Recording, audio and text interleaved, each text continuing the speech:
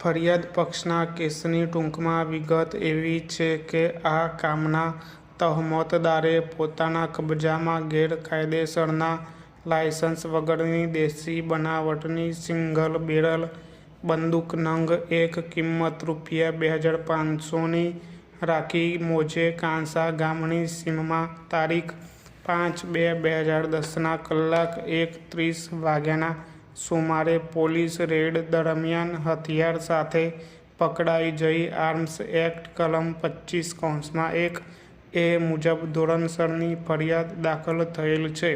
ઉપરોક્ત મુજબના બનાવની વિગતવારની માહિતી પાટણ તાલુકા પોલીસને મળતા પાટણ તાલુકા પોલીસે ધોરણસરની તપાસ કરેલ. તે તપાસમાં આરોપી વિરુદ્ધ પૂરતા પુરાવા જણાતા ઉપરોક્ત મુજબના ગુનાની ઇન્સાફી કાર્યવાહી કરવા સારું પાટણ તાલુકા પોલીસે રિપોર્ટ કરતા આ કેસ ઉપસ્થિત થયેલ છે.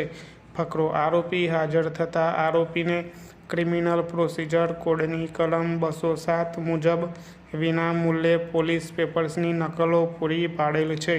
ત્યારબાદ વિદ્વાન એપીપી શ્રી તથા આરોપીના વિદ્વાન વકીલશ્રીને ક્રિમિનલ પ્રોસિજર કોડની કલમ 240 મુજબ સાંભળી આંક 4થી તહોમતનામું ઘડેલ છે. તેનો આંક 5 લગત નિવેદન આપી આરોપીએ ગુનાનો ઇનકાર કરેલ છે.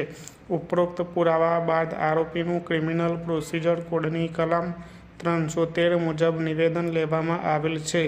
તેમાં પુરાવાનો ઇનકાર કરેલ છે તેમજ બચાવમાં શાહેદ તપાસવાનો તથા સોગંદ પર પુરાવો આપવાનો ઇનકાર કરેલ છે. તેઓએ વિશેષમાં ખોટા પુરાવા ઊભા કરી કેસમાં સંડોવેલ હોવાનું જણાવેલ છે. ઉપરોક્ત પુરાવા બાદ વિદ્વાન એપીપી શ્રી ડી.એમ. ઠક્કર તથા આરોપીના વિદ્વાન વકીલશ્રી પી.એસ. પટેલને ક્રિમિનલ પ્રોસિજર કોડની કલમ 314 મુજબ સાંભળવામાં આવેલ છે. બંને પક્ષની દલીલ ધ્યાને લીધી, રેકર્ડ અને પ્રોસિડિંગ્સ અને પુરાવા વંચાણે લીધા. આથી આ કેસના નિર્ણય માટે મારી સમક્ષ નીચે મુજબના મુદ્દાઓ ઉપસ્થિત થાય છે. ફકરો: શું ફરિયાદ પક્ષ નિઃશંકપણે પુરવાર કરે છે કે આ કામના તહોમતદારે પોતાના કબજામાં ગેરકાયદેસરના લાયસન્સ વગરની દેશી બનાવટની સિંગલ બેરલ બંદૂક નંગ 1 કિંમત રૂ. 2,500ની રાખી મોજે કાંસા ગામની સીમમાં તારીખ 5/2/2010ના કલાક 1:30 વાગ્યાના સુમારે પોલીસ રેડ દરમિયાન હથિયાર સાથે પકડાઈ જઈ આર્મ્સ એક્ટ કલમ 25(1) એ મુજબ ધોરણસર થવા ફરિયાદ છે.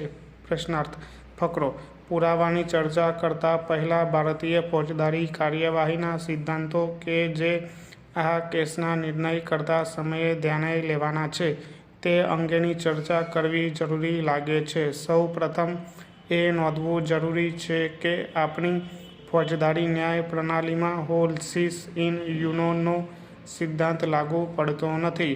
તેમ ALR 2011 supreme court page number 55 Ranjitsinh અને બીજાઓ વિરુદ્ધ સ્ટેટ ઓફ મધ્યપ્રદેશના કેસમાં ઠરાવેલ છે. આમ આ સિદ્ધાંત મુજબ કોઈ શાહેદ એક હકીકત અંગે ખોટો પુરાવો આપે છે તો તેનો સમગ્ર પુરાવો ખોટો છે તેમ માની અદાલત શાહેદનો પુરાવો ફેંકી દઈ શકે નહીં. એટલે કે જો શાહેદ કોઈ હકીકત અંગે સાવ ખોટો પુરાવો આપે છે તેમ સાબિત થાય, તેમ છતાં તે શાહેદનો જો પુરાવાનો કોઈ ભાગ કે કોઈ હકીકત પૂરતો વિશ્વાસ જણાતો હોય તો ચોક્કસપણે અદાલત તે પુરાવાના ભાગને સ્વીકારી શકે છે.